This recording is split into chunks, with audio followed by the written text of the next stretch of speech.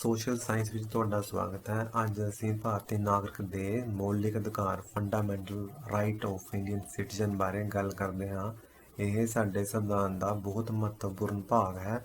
ਇਸ ਦਾ ਮਹੱਤਵ ਇੱਥੋਂ ਹੀ ਪਤਾ ਲੱਗਦਾ ਹੈ ਕਿ ਜ਼ਿਆਦਾਤਰ ਕਲਾਸਿਸ ਵਿੱਚ ਮੌਲਿਕ ਅਧਿਕਾਰ ਪੜ੍ਹਾਇਆ ਜਾਂਦਾ ਹੈ। 10ਵੀਂ ਜਮਾਤ ਦੇ ਨਾਗਰਿਕ ਸ਼ਾਸਤਰ ਦੇ ਪਾਠ ਨੰਬਰ ਪਹਿਲੇ ਭਾਰਤੀ ਸੰਵਿਧਾਨ ਦੀਆਂ ਵਿਸ਼ੇਸ਼ਤਾਵਾਂ ਵਿੱਚ ਵੀ ਇਸ ਦਾ ਜ਼ਿਕਰ ਕੀਤਾ ਗਿਆ ਹੈ। ਇਸ ਭਾਗ ਵਿੱਚੋਂ ਸਾਨੂੰ ਜ਼ਿਆਦਾਤਰ ਪ੍ਰਸ਼ਨ ਦੇਖਣ ਨੂੰ ਮਿਲਦੇ ਹਨ। ਹੁਣ ਅਸੀਂ ਇਸ ਨੂੰ ਸਮਝਦੇ ਹਾਂ। ਰਾਈਟ ਅਧਿਕਾਰ ਸ਼ਬਦ ਦਾ ਅਰਥ ਹੈ ਹੱਕ।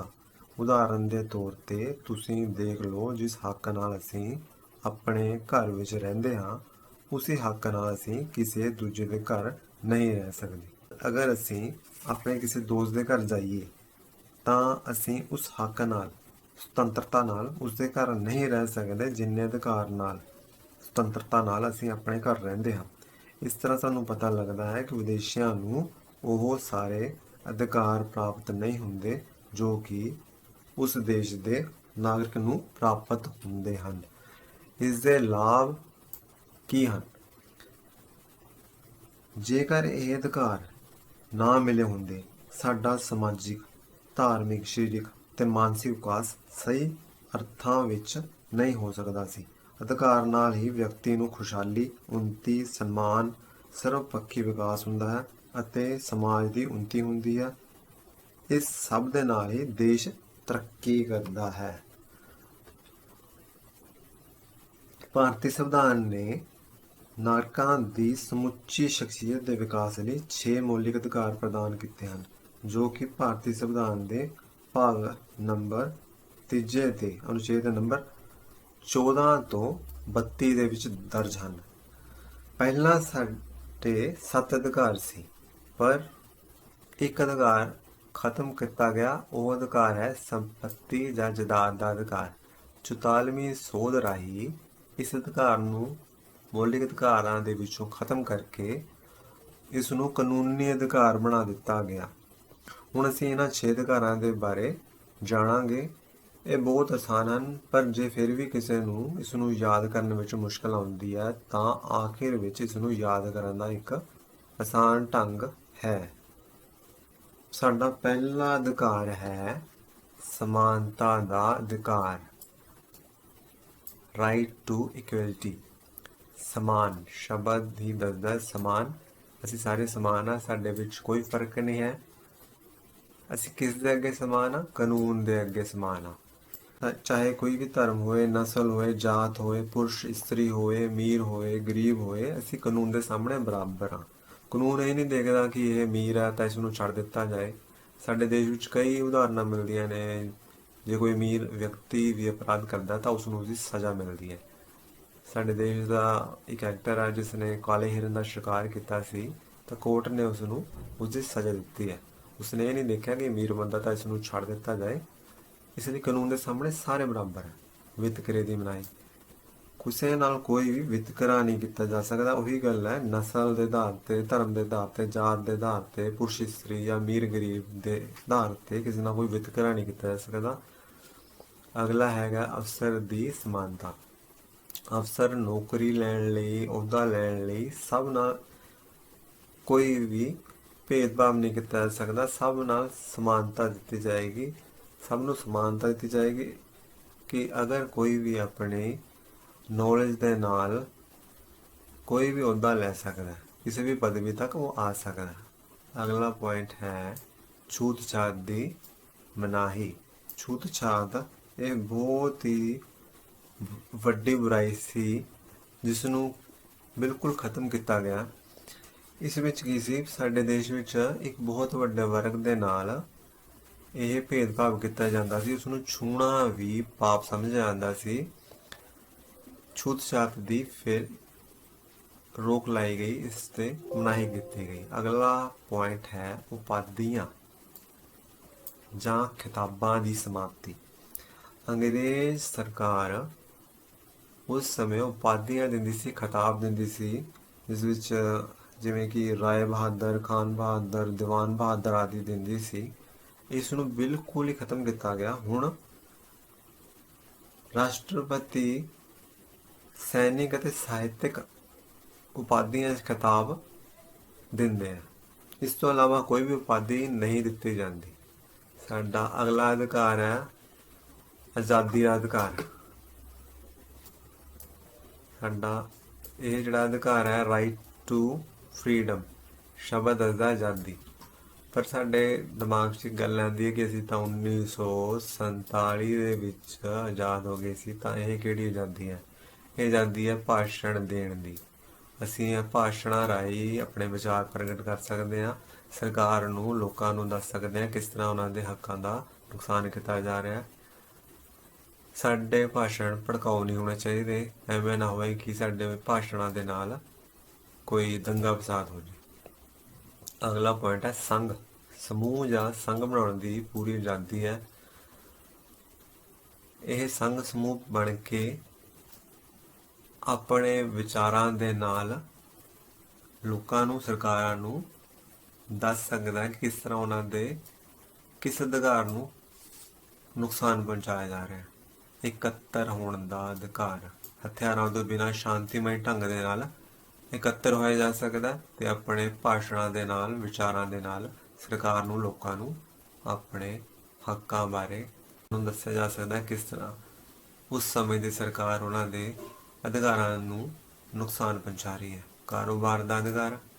ਅਸੀਂ ਕੋਈ ਵੀ ਕਾਰੋਬਾਰ ਬਣਾ ਸਕਦੇ ਹਾਂ। ਅਸੀਂ ਦੁਕਾਨ ਵੀ ਕਰ ਸਕਦੇ ਹਾਂ, ਖੇਤੀਬਾੜੀ ਵੀ ਕਰ ਸਕਦੇ ਹਾਂ, ਬਿਜ਼ਨਸ ਵੀ ਕਰ ਸਕਦੇ ਹਾਂ, ਕੋਈ ਵੀ ਕੰਮ ਕਰ ਸਕਦੇ ਹਾਂ। ਸਾਡਾ ਕੰਮ ਗੈਰ ਕਾਨੂੰਨੀ ਨਹੀਂ ਹੋਣਾ ਚਾਹੀਦਾ। ਤੁਰਨ ਫਿਰਨ ਦੀ ਆਜ਼ਾਦੀ। ਅਸੀਂ ਪੂਰੇ ਦੇਸ਼ ਵਿੱਚ ਕਿਤੇ ਵੀ ਤੁਰ ਫਿਰ ਸਕਦੇ ਹਾਂ, ਕਿਤੇ ਵੀ ਘੁੰਮ ਸਕਦੇ ਹਾਂ, ਸਾਨੂੰ ਪੂਰੀ ਆਜ਼ਾਦੀ ਹੈ। ਸਾਨੂੰ ਇਹ ਵੀ ਆਜ਼ਾਦੀ ਹੈ ਅਸੀਂ ਕਿਸੇ ਵੀ ਸਥਾਨ 'ਤੇ ਜਾ ਕੇ ਆਪਣਾ ਨਿਵਾਸ ਸਥਾਨ ਬਣਾ ਸਕਦੇ ਹਾਂ। ਇਸ ਗੱਲ ਦੀ ਸਾਨੂੰ ਆਜ਼ਾਦੀ ਦਿੱਤੀ ਗਈ ਹੈ। ਅਗਲਾ ਅਧਿਕਾਰ ਹੈ ਸ਼ੋਸ਼ਣ ਵਿਰੁੱਧ ਅਧਿਕਾਰ, ਰਾਈਟ ਅਗੇਨਸਟ ਐਕਸਪਲੋਇਟੇਸ਼ਨ। ਸ਼ੋਸ਼ਣ ਕੀ ਹੈ? ਇਹ ਹੈਗਾ ਬੇਗਾਰ ਦੀ ਮਨਾਹੀ। ਅਸੀਂ ਇਹ ਸ਼ਬਦ ਆਮ ਤੌਰ 'ਤੇ ਸੁਣਦੇ ਹਾਂ, ਬੋਲਦੇ ਹਾਂ, ਸਾਨੂੰ ਪਤਾ ਹੈ ਇਹਦਾ ਕੀ ਮਤਲਬ ਹੈ। ਇਹਦਾ ਮਤਲਬ ਹੈ ਕਿ ਮਿਹਨਤ ਕਰਾਈ ਜਾਂਦੀ ਹੈ ਮਗਰ ਉਸਦੀ ਮਜ਼ਦੂਰੀ ਨਹੀਂ ਦਿੱਤੀ ਜਾਂਦੀ। ਮਤਲਬ ਕਿ ਬਿਨਾਂ ਪੈਸੇ 'ਤੇ ਕੰਮ ਕਰਾ ਲਿਆ ਜਾਂਦਾ ਹੈ, ਬਿਨਾਂ ਵੇਤਨ 'ਤੇ ਕੰਮ ਕਰਾਇਆ ਜਾਂਦਾ, ਇਸ ਦੀ ਪੂਰੀ ਮਨਾਹੀ ਹੈ। ਅਗਲਾ ਪੁਆਇੰਟ ਹੈਗਾ ਮਨੁੱਖੀ ਵਪਾਰ ਦੀ ਮਨਾਹੀ। ਮਨੁੱਖੀ ਵਪਾਰ ਵਿੱਚ ਬੰਧੁਆ ਮਜ਼ਦੂਰੀ 'ਤੇ ਰੋਕ ਲਾਈ ਗਈ ਹੈ। ਅਗਲਾ ਪੁਆਇੰਟ ਹੈਗਾ ਬਾਲ ਮਜ਼ਦੂਰੀ ਦੀ ਮਨਾਹੀ।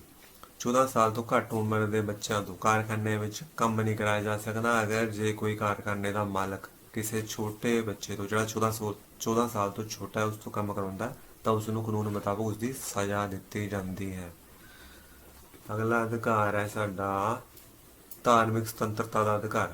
ਇਹ ਜਿਹੜਾ ਅਧਿਕਾਰ ਹੈ ਸ਼ਬਦ ਹੀ ਦੱਸਦੇ ਨੇ ਕਿ ਧਾਰਮਿਕ ਸੁਤੰਤਰਤਾ ਹੈ, right to freedom of religion, ਧਰਮ ਦੀ ਪੂਰੀ ਆਜ਼ਾਦੀ। ਹੁਣ ਕੀ ਹੈ, ਸਾਡਾ ਦੇਸ਼ ਜਿਹੜਾ ਹੈਗਾ ਧਰਮ ਨਿਰਪੱਖ ਦੇਸ਼ ਹੈ। ਇਸ ਸਾਰੇ ਧਰਮਾਂ ਦਾ ਸਨਮਾਨ ਕੀਤਾ ਜਾਂਦਾ। ਧਰਮ ਅਪਣਾਉਣ ਦੀ ਖੁੱਲ੍ਹ। ਭਾਰਤੀ ਨਾਗਰਿਕ ਨੂੰ ਕੋਈ ਵੀ ਧਰਮ ਅਪਣਾਉਣ ਦੀ ਪੂਰੀ ਖੁੱਲ੍ਹ ਹੈ। ਉਹ ਕਿਸੇ ਵੀ ਧਰਮ ਨੂੰ ਮੰਨ ਸਕਦਾ, ਕਿਸੇ ਵੀ ਧਰਮ ਨੂੰ ਅਪਣਾ ਸਕਦਾ ਹੈ। ਕੋਈ ਵੀ ਵਿਸ਼ਵਾਸ, ਉਪਾਸਨਾ, ਪੂਜਾ ਕਰਨ ਦੀ ਉਹਨੂੰ ਪੂਰੀ ਆਜ਼ਾਦੀ ਹੈ। ਅਗਲਾ ਅਧਿਕਾਰ ਹੈ ਸਾਡਾ ਵਿਦਿਅਕ ਅਤੇ ਸੱਭਿਆਚਾਰਕ, ਕਲਚਰਲ ਐਂਡ ਐਜੂਕੇਸ਼ਨਲ ਰਾਈਟ। ਇਹ ਸ਼ਬਦ ਦੱਸਦੇ ਵਿਦਿਅਕ ਤੇ ਸੱਭਿਆਚਾਰਕ। ਇਹ ਕੀ ਹੈ? ਪਹਿਲਾ ਹੈਗਾ ਭਾਸ਼ਾ ਦੀ ਸੁਰੱਖਿਆ। ਘੱਟ ਗਿਣਤੀ। ਘੱਟ ਗਿਣਤੀ ਕੀ ਹੁੰਦੀ ਹੈ? ਜਿਨ੍ਹਾਂ ਦੀ ਗਿਣਤੀ ਘੱਟ ਹੁੰਦੀ ਹੈ, ਜਿਸ 'ਚ ਆਉਂਦੇ ਨੇ ਸਿੱਖ, ਮੁਸਲਿਮ, ਈਸਾਈ ਆਦਿ ਘੱਟ ਗਿਣਤੀਆਂ 'ਚ ਆਉਂਦੇ ਨੇ।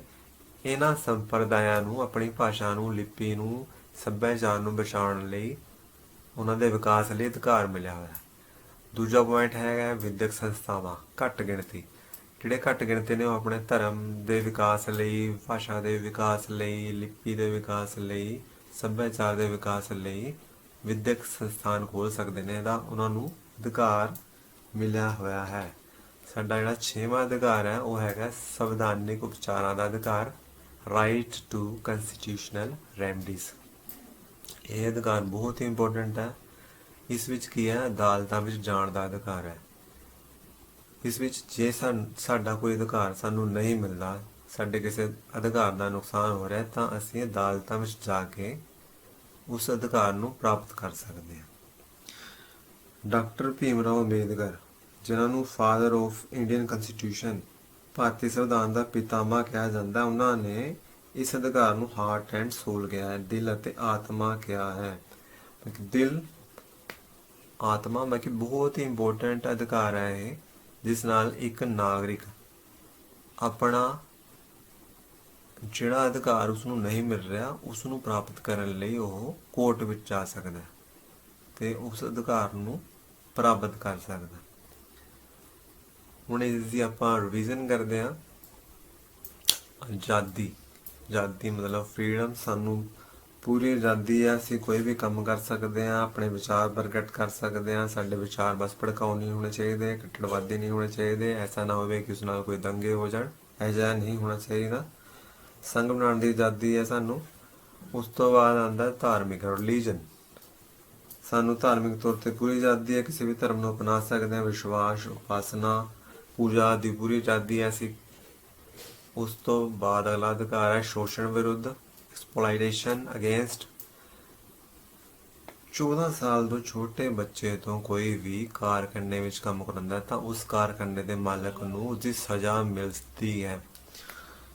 ਇਸ ਵਿੱਚ ਕੀ ਹੈ ਕਿ ਬੰਧੂਆ ਮਜ਼ਦੂਰੀ ਨਹੀਂ ਕਰਾਈ ਜਾ ਸਕਦੀ, ਬੇਗਾਰ ਨਹੀਂ ਕਰਾਈ ਜਾ ਸਕਦੀ। ਸਮਾਨਤਾ, ਇਕੁਐਲਿਟੀ, ਸਾਨੂੰ ਪੂਰੀ ਸਮਾਨਤਾ ਹੈ, ਅਸੀਂ ਸਾਰੇ ਸਮਾਨ ਆ, ਕਾਨੂੰਨ ਦੇ ਸਾਹਮਣੇ ਸਮਾਨ ਆ, ਨਸਲ ਦੇ ਆਧਾਰ ਤੇ, ਧਰਮ ਦੇ ਆਧਾਰ ਤੇ, ਜਾਤ ਦੇ ਆਧਾਰ ਤੇ, ਅਮੀਰ ਗਰੀਬ, ਪੁਰਸ਼ ਇਸਤਰੀ ਦਾ ਕੋਈ ਭੇਦਭਾਵ ਨਹੀਂ ਕੀਤਾ ਜਾ ਸਕਦਾ। ਸੱਭਿਆਚਾਰ, ਕਲਚਰਲ, ਹੁਣ ਸਾਨੂੰ ਘੱਟ ਗਿਣਤੀਆਂ ਨੂੰ ਭਾਸ਼ਾ, ਲਿਪੀ, ਸੱਭਿਆਚਾਰ ਨੂੰ ਬਚਾਉਣ ਲਈ ਇਹ ਅਧਿਕਾਰ ਮਿਲਿਆ ਹੋਇਆ ਕਿ ਅਸੀਂ ਉਸਦਾ ਵਿਕਾਸ ਕਰਨ ਲਈ ਕੰਮ ਕਰ ਸਕਦੇ ਨੇ। ਅਗਲਾ ਅਧਿਕਾਰ ਹੈ ਸੰਵਿਧਾਨਿਕ ਉਪਚਾਰ, ਕੰਸਟੀਟਿਊਸ਼ਨਲ ਰੈਮਡੀਜ਼। ਇਸ ਨੂੰ ਹਰੇ ਪੈਨ ਨਾਲ ਲਿਖਿਆ ਕਿਉਂਕਿ ਇਹ ਬਹੁਤ ਇੰਪੋਰਟੈਂਟ ਹੈ। ਇਹਦੇ ਵਿੱਚ ਕੀ ਹੈ ਕਿ ਜੇ ਸਾਨੂੰ ਉੱਪਰਲੇ ਅਧਿਕਾਰ ਨਹੀਂ ਮਿਲਦੇ ਤਾਂ ਅਸੀਂ ਇਸ ਅਧਿਕਾਰ ਰਾਹੀਂ ਉੱਪਰਲੇ ਅਧਿਕਾਰਾਂ ਨੂੰ ਪ੍ਰਾਪਤ ਕਰ ਸਕਦੇ ਹਾਂ। ਅਸੀਂ ਕੋਰਟ ਵਿੱਚ ਜਾ ਕੇ ਦੱਸ ਸਕਦੇ ਹਾਂ ਕਿ ਸਾਡੇ ਇਹ ਅਧਿਕਾਰ ਸਾਨੂੰ ਨਹੀਂ ਮਿਲ ਰਹੇ, ਤਾਂ ਕੋਰਟ, ਅਦਾਲਤ ਸਾਨੂੰ ਉਹ ਸਾਡੇ ਅਧਿਕਾਰ ਦਿਵਾਉਂਦੀ ਹੈ। ਇਸ ਤੋਂ ਇਲਾਵਾ ਵੀ ਕੋਈ ਵੀ ਅਧਿਕਾਰ ਜੇ ਸਾਨੂੰ ਨਹੀਂ ਮਿਲ ਰਿਹਾ, ਕੋਈ ਸਾਡਾ ਅਧਿਕਾਰਾਂ ਦਾ ਨੁਕਸਾਨ ਕਰ ਰਿਹਾ, ਅਸੀਂ ਅਦਾਲਤ ਵਿੱਚ ਜਾ ਕੇ ਉਸ ਨੂੰ ਲੈ ਸਕਦੇ ਹਾਂ। ਹੁਣ ਇਹ ਦੇਖੋ, ਇਹ ਲਿਖਿਆ ਹੋਇਆ ਕਾਲੇ ਸ਼ਬਦਾਂ 'ਚ, ਇਹ 'ਚ ਕੀ ਹੈ? ਫ੍ਰੀ ਸੀ। ਹਾਂ ਦੇਖੋ, ਫ੍ਰੀ ਸੀ। ਫ੍ਰੀ ਮੀਨ ਹੁੰਦਾ ਮੁਫਤ, ਸੀ ਨੂੰ ਆਪਾਂ ਕਵਾਂਗੇ 6th ਕਲਾਸ ਜਾਂ ਕੰਪਿਊਟਰ ਕਲਾਸ ਕਹਿ ਸਕਦੇ ਹਾਂ, ਤੇ ਇਸ ਨੂੰ ਅਸੀਂ ਯਾਦ ਕਰ ਸਕਦੇ ਹਾਂ। ਬਹੁਤ ਆਸਾਨ ਹੈ।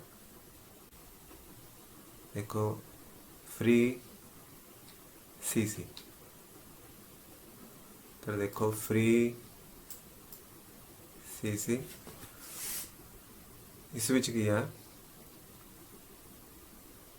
एफ तो फ्रीडम, आर तो रिलीजन, ई तो एक्सप्लॉयटेशन अगेंस्ट, ई तो इक्वलिटी, सी तो कल्चरल, सी तो कंस्टिट्यूशनल रेमडीज। यह बहुत ही आसान है, इसनों असीं इस तरीके नाल याद रख सकते हैं। जे सानू कोई भी किसी भी अधिकार नूं याद करने च मुश्किल आउंदी है, दो शब्द तुसीं याद करने फ्री सी। हुण देखो, मैं उम्मीद करदा कि तुहानूं ये समझ आ गया होएगा। जे कोई मुश्किल आ रही है फिर तुसीं इसनूं एक बारी फिर देखो। ये बहुत ही बेसिक है, बहुत ही सिंपल सी, इसनूं चंगी तरह समझो। कुछ समय बाद आपां इसनूं होर डिटेल विच होर विस्तारपूर्वक करांगे। धन्यवाद।